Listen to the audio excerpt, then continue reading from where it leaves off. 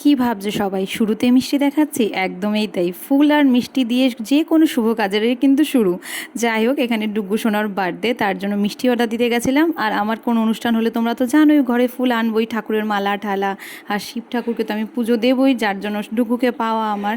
তো যাই হোক, এখানে দেখো আমি সকালবেলা আগের দিন রাত্রি 12টায় ডুগ্গু কেক কাটলো, কেটে এখানটাতে ডুগ্গু সকালবেলা পুজোটা দিয়ে দিলাম। আমি ডুগ্গুর বার্থডেতে প্রত্যেকবারই তাই করি। আর এখানে ডুগ্গু সোনা সেদিন খুব খিদে পেয়ে গেছিলো, আর এত গরম পড়েছিল কি বলবো। তো মাম্মা আমাকে তাড়াতাড়ি করে আশীর্বাদ করছে। আর আমি সমস্ত ডুগুর পায়েস থেকে সমস্ত রান্নাবান্না সব কিছু আমিই করেছি। খেতে খেতে দিলাম। এখানে যে এত কিছু দেখছো না, ডুগু কিন্তু কিছু খায়নি, শুধু ডাল দিয়ে আর হচ্ছে মাছ ভাজা দিয়ে কিন্তু ভাত খেয়েছে, কিন্তু যাই হোক দিতে হয়। আর এটা হচ্ছে সন্ধেবেলা মোটামুটি সমস্ত কিছু রেডি। এখানে মাসিমণি, মিষ্টি, ওই বন্ধু বান্ধবী, টুকটাক আত্মীয় স্বজন মোটামুটি করে করা হয়েছে, ঘরোয়াভাবে, ঘরোয়া অনুষ্ঠান। তো সবাই চলে এসেছিল কিন্তু। আর যাদের জন্য অনুষ্ঠান, বাচ্চাদের অনুষ্ঠান, বাচ্চাদেরই মজা বলো। আমি এখানে একটা ড্রেস করেছিলাম, সেটা তোমরা পরে দেখতে পারবে। আর প্রচণ্ড গরম ছিল, বিশ্বাস করো।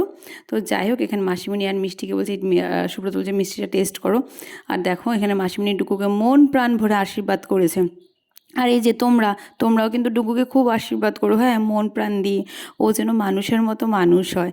তো যাই হোক, এখানে সব বন্ধু বান্ধবী, আত্মীয় স্বজন সবাই মিলে জমজমাটি আড্ডা।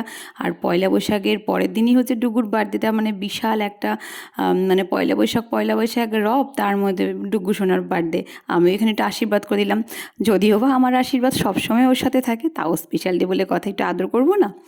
আর এখানে ডুগু না একটু গরমে এত হুড়াহুড়ি করেছে সব বন্ধু বান্ধবীদের সাথে, একটু অসুস্থ হয়ে গেছিলো। তো যাই হোক, পরে ঠিকঠাক হয়েছিল। এই নিয়ে 3 নাম্বার গেঞ্জি চেঞ্জ করা হয়ে গেছে। আর এই যে গেঞ্জিটা দেখেছো, এটা ওর সীমা আন্টি, মানে আমার এক বান্ধবী, ওকে গিফট করেছে। গোয়াতে গেছিলো, সেদিনই নিয়েছিলো, সেদিনই ডুগুবাবু পরে ফেললো। কী আর করা যাবে বলো, এসি অন করেও কিচ্ছু হচ্ছিলো না সেদিন, দরজা বারবার খুলছিল আসছিলো। যাই হোক, সব মিলেমিশে শেষটা কিন্তু ভালোই ছিল। তো এখানে কেক কাটিং হয়ে গেল, সবাইকে একটু একটু করে কেক খাইয়ে দিচ্ছিলাম।